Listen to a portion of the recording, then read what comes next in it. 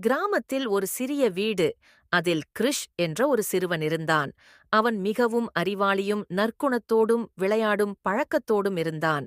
ஆனால் அவனுக்கு ஒரு தோழன் இல்லாமல் தனியாக இருந்தான்.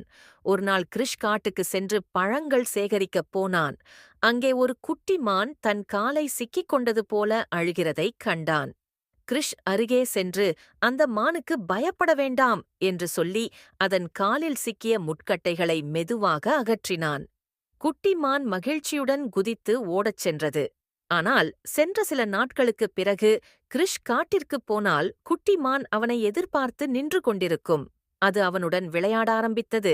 அவர்கள் இருவரும் நண்பர்களாகிவிட்டனர்.